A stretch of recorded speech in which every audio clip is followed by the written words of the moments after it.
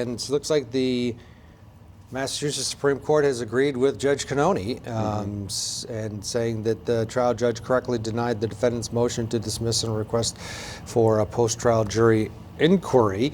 Matt, well, that sets the table. Yeah, her new attorneys that were leading the charge on this with the Supreme Court, they were quoting, what we saw out of the playbook for Alec Murdaugh, and they were wanting to bring in the jurors, the 5 that had expressed concern and said that we reached a unanimous verdict on the 2 top charges. They wanted to bring them in open court and question them, because again, after Judge Cannone issued a mistrial, she didn't poll the jurors, and that's what they were asking for. So it appears that the Supreme Court has denied that. Hey, Martin Weinberg was the attorney that they brought in to do some of this battling. Corey, in the spirit of truth and fairness, if indeed this jury, who sat for months listening to testimony against Karen Read, they, for whatever reason, just didn't get it, and they did come to a unanimous decision on 2 of these charges, but they didn't know that they were supposed to fill out that verdict form. It would seem as though that the jurors should have been brought in, that we should know one way or another, was this true or wasn't this true? And now it sounds like the Supreme Court agrees with Judge Cannone that no, sorry, you missed it, it's over. Your thoughts? Listen, well, my thoughts on this whole case is it doesn't even really matter if they got the information or not. The prosecution put on such a bad case the first time.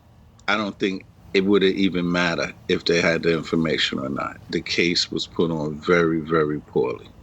To me, the jury foreperson sent those notes during the trial, and they were so well written too. Yeah, so you would think, okay, this guy, I don't know, right. But they're like buttoned up, and they got it because these notes that they were writing to Judge Cannone were so detailed and almost weird. If indeed this jury came to a conclusion, unanimous decision on especially that second-degree murder charge, it's a real shame. 5 of the jurors came forward independently to both the defense and to the Commonwealth, saying that we did reach unanimous decision. And they also gave sworn affidavits that was handed over to the High Court, and this ruling still came down. But to Corey Pegues's point here about Trooper Proctor, we still don't know what the situation is going to be like that with trial number 2, the retrial, with him, because he was back in front of a review board just yesterday, and he's been suspended without pay for his alleged misconduct during his investigation leading the charge against Karen Read.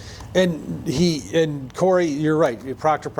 If I'm on a jury and you see what Trooper Proctor did, the emails, the text messages with his cronies talking about Karen Read and too bad there aren't any nudes. I looked at her phone, didn't see any nudes, and some of the other despicable things he said. That's enough for a juror to say, okay, I'm not convicting this person because I don't trust the investigation. Absolutely. It smells, as if there was almost a cover-up from, the very beginning. Like I had said, small town policing as opposed to New York, LA, Chicago policing is a lot different because of the small jurisdiction. Everyone kind of knows someone. Everybody know who the cops are, the sanitation people, so on and so forth. So, that was really bad that, Proctor, at a fault, he kind of knew people because of just small area that they work in. But even if you're in a small area, you still have the Constitution of Boston, that you have to follow by, and the Constitution of the United States of America. You can't be giving out information. Again, if you're just joining us, the breaking news at this hour, the Massachusetts Supreme Court has denied a defense request for Karen Read to have 2 charges against her dismissed because the argument was that the jury in the first case inadvertently didn't fill out the jury form properly, the Massachusetts Supreme Court agrees with Judge Cannone. Judge Cannone has made some other decisions, Matt, that will impact the next trial, because the Commonwealth did not want here's a bit more of the Supreme Court ruling. The trial judge correctly denied the defendant's motion to dismiss and request for a post-trial jury inquiry.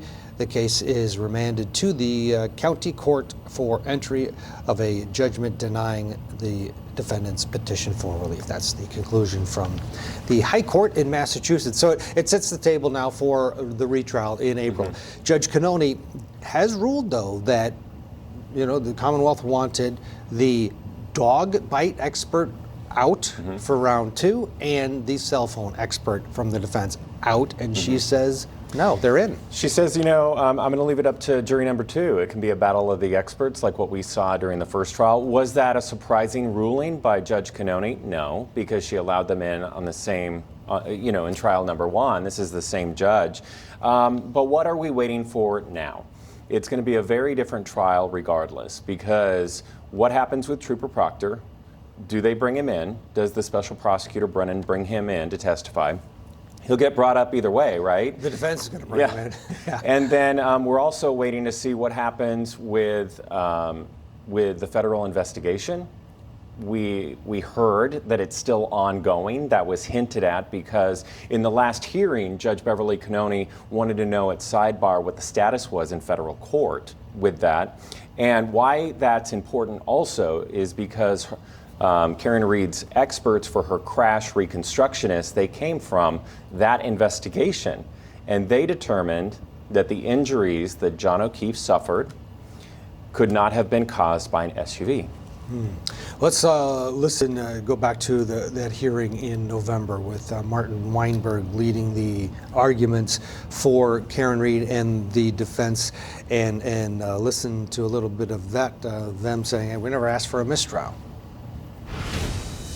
The defendant never asked for a mistrial, and at minimum, secondly, we strongly ask this court to extend the Sixth Amendment jurisprudence where you allow jury voir dires into the Fifth Amendment. The Fifth Amendment is as important as the Sixth Amendment, and a jury voir dire conducted by an experienced judge can determine whether or not there was a unanimous and final verdict of not guilty on 2 counts, one of which carries with it life imprisonment.